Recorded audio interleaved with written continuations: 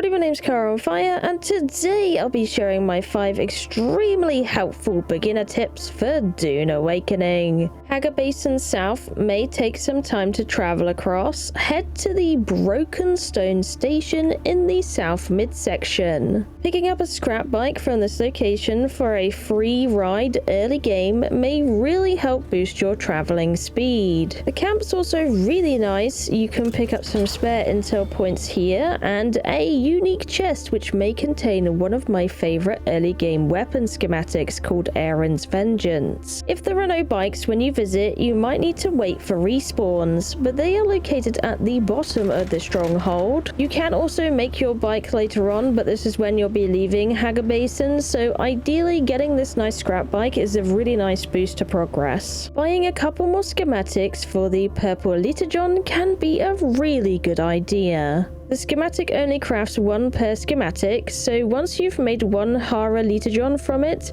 you'll have to buy another schematic. This literjon is really good. It will carry you from early to mid-game. It's cheap as long as you've picked up some spice copper from the first testing station or shipwreck. I usually buy 2 to 3 from the trade vendor and they last me ages. I don't even bother with the iron tier literjon, I just get this thing. You buy these schematics at the first trade post you encounter in Hajra Basin South. You can find them in some unique chests as well if you're lucky, and there are plenty of them around Hajra Basin South. My hint would be looking up high or looking in big camps. Even if someone ran the Imperial testing station recently and there are no NPCs, you can still go into loot. Loot containers are not shared in PvE, only in PvP are they shared. Partying up would be a good idea to help out defeat the dungeon. You all get separate loot anyways. It is totally viable to do this lab solo as well. This shared loot rule also applies for PvE camps, so scavenge away, sleepers. If you need more intel points for unlocks, go fight big camps. You can check the map if it's a camp with an intel point pickup.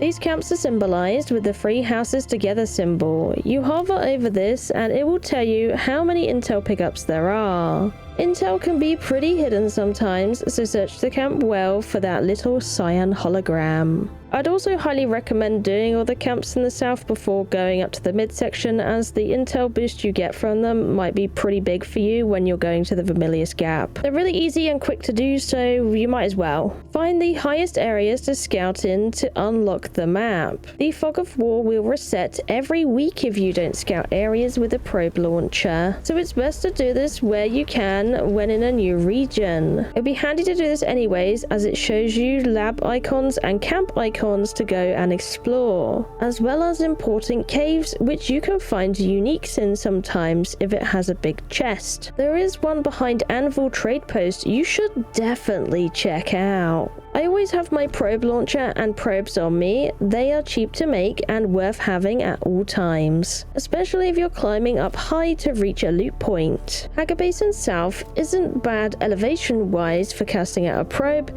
but other regions will require you to climb higher to get a good reading of the region. You can also try shooting a probe and it will tell you how many meters you need to climb to shoot the probe successfully. Either way, I hope this video helped you out in Dune Awakening. If it did, smash a like on it and let me know in the comments down below what you'd like to see Dune content wise next. If you're watching this and it is the Dune beta weekend as well, this will also apply and be extremely useful for you. However, you'll only get about 3 regions to play in on that one, but you still will be able to do all these things I mentioned.